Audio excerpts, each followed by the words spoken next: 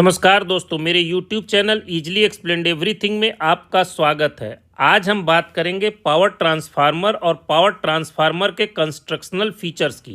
Power transformer को बनाने के लिए आपको सबसे पहले एक लोहे के बक्से की ज़रूरत है। इस बक्से के अंदर प्राइमरी और सेकेंडरी वाइंडिंग डाल देते हैं तथा उसके टर्मिनल्स को यहाँ पर लाकर, जैसा कि स्क्रीन पर दिख रहा है, छोड़ देते हैं।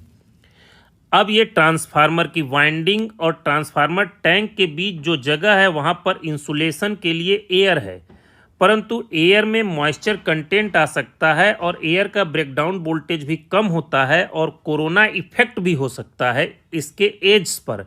इसलिए इस टैंक को कम्प्लीटली ऑयल से फिल्ड कर देते हैं।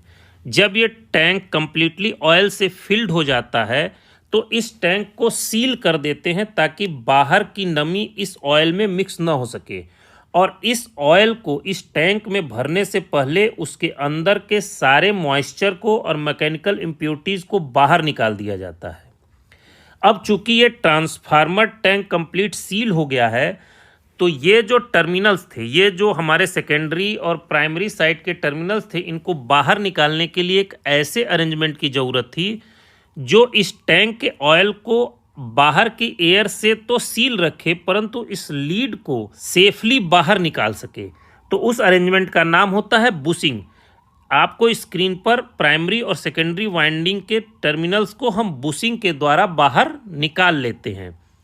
अब जब ये ट्रांसफार्मर को हम ऑपरेट करेंगे, जब ये ट्रांसफार्मर वर्किंग में होगा, तो इसके अंदर का तेल गर्म होगा। तो उस तेल को ठंडा करने के लिए हम एक अरेंजमेंट लगाते हैं जिसे रेडिएटर कहते हैं।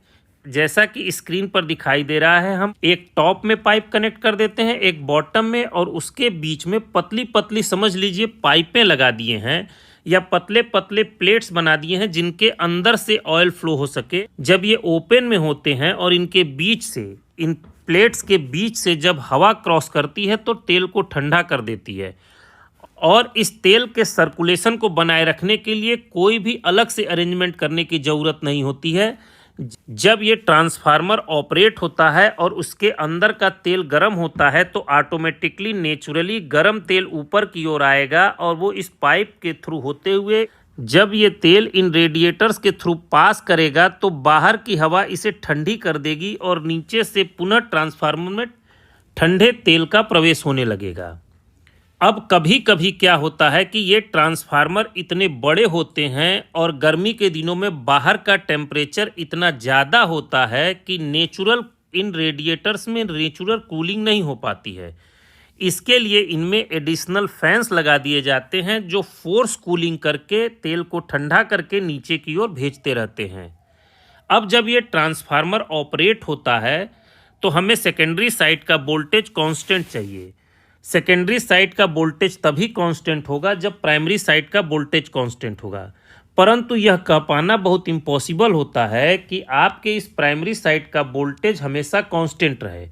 अगर प्राइमरी साइड का वोल्टेज चेंज होगा तो सेकेंडरी साइड का वोल्टेज भी चेंज हो जाएगा। इसको मेंटेन करने के लिए इस ट्रांसफार्मर में एक प्रोविज़न होता है कि हम प्राइमरी और सेकेंडरी के टर्न रेशियो को चेंज कर दें जिससे कि सेकेंडरी का वोल्टेज हमेशा कांस्टेंट रहे। उस अरेंजमेंट को कहते हैं OLTC, on load tap changer. ये डिवाइस वैसी ही होती है कि अगर N1 और N2 का रेशियो मान लीजिए 5 आना चाहिए और किसी वजह से वोल्टेज गड़बड़ हो रहा है, कम ज़्यादा हो रहा है, तो वो N1/N2 के रेशियो को ऐसे ही मेंटेन कर देता है कि सेकेंडरी साइड का वोल्टेज हमेशा कांस्टेंट रहे। अब इस ट्रांसफार्मर में हमने तेल भर दिया, इस ट्रांसफार्मर में तेल को ठंडा कर दिए, परंतु उस तेल के टेम्परेचर को कांस्टेंट, ये जो इस टैंक में पूरा तेल भरा हुआ है, इस तेल के टेम्परेचर को कांस्टेंट रख पाना बड़ा मुश्किल है।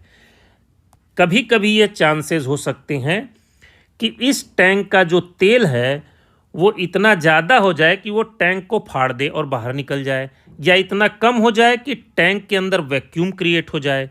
तो ऐसा न हो, इसलिए इस टैंक के ऊपर एक कंजर्वेटर टैंक लगाया जाता है। इस कंजर्वेटर टैंक का काम, ये कंजर्वेटर टैंक जब इस ट्रांसफार्मर में हम तेल भरते हैं तो इतना भरते हैं कि इस कंजर्वेटर टैंक का आधा पोर्शन फिल हो जाए। अब जब ज़्यादा ट्रांसफार्मर ऑयल गर्म हो जाएगा और वो एक्सपेंड होगा तो इस कंजर्वेटर टैंक को भर देगा। अगर ठंडी का दिन हो गया और ट्रांसफार्मर का ऑयल जो है ज़्यादा ठंडा हो गया तो वो कंजर्वेटर टैंक से ऑयल को सक करके अंदर ले लेगा। परंतु अब एक और समस्या थी कि जब कंजर्वेटर टैंक में ऑयल का लेवल चेंज होगा तो वही समस्या कंजर्वेटर टैंक में आएगी। अगर इसके अंदर तेल भरते जाएंगे तो ये ब्लास्ट कर जाएगा और अगर तेल इसके अंदर से कम होगा तो वैक्यूम क्रिएट होगी तो ये बाहर से पिचकने लगेगा। तो इसके लिए इस कंजर्वेटर टैंक में एक ब्रीदर अरेंजमेंट होता है। ये कंजर्वेटर जो एयर सक करता है वो एक ब्रीदर के थ्रू करता है। इस ब्रीदर में एक फ्लास्क में सिलिका जेल भर देते हैं। सिलिका जेल की प्रॉपर्टी ये होती है कि इसके अंदर से जब भी एयर सक होगी तो उसके अंदर जो भी मॉइस्चर है ये सारे के सारे मॉइस्चर को एब्जॉर्ब कर लेगा और इसके अंदर इस कंजर्वेटर टैंक के अंदर मॉइस्चर फ्री एयर को भेजेगा। नॉर्मली ये सिलिका जेल का कलर ब्लू होता है और जब ये कंप्लीटली मॉइस्चर एब्जॉर्ब कर लेता है तो इनका कलर पिंक हो जाता है। तो समय समय पर मेंटेनेंस में इनको खोल के धूप में रख करके इनका मॉइस्चर को उड़ाना पड़ता है, बाहर निकालना पड़ता है। पावर ट्रांसफार्मर में एक और बहुत इंपॉर्टेंट चीज़ लगी होती है जिसे कि जो कि स्क्रीन पर आपको दिखाई दे रहा होगा, इसे कहते हैं बुखोज रिले। ये ट्रांसफार्मर टैंक और कंजर्वेटर टैंक के बीच में लगा होता है। ये बुखोज रिले बहुत ही इंपॉर्टेंट है और इस ट्रांसफार्मर के प्रोटेक्शन के लिए बहुत ज़रूरी है। ये बुखोज रिले इस ट्रांसफार्मर में जब ऑयल गर्म होता है तो ऑयल इवेपोरेट होता है। इवेपोरेट होने पर ये बुखोज रिले उस ऑयल को कैप्चर करता है।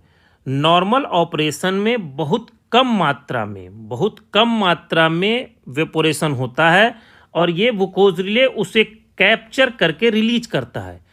परंतु अगर इस ट्रांसफार्मर की इस बाइंडिंग में कभी भी किसी तरह की फ्लैशिंग या फॉल्ट आए तो सडनली बहुत ज़्यादा वेपर बनता है और ये बुखोज रिले उसको सेंस करता है और ट्रांसफार्मर को ट्रिप करा देता है।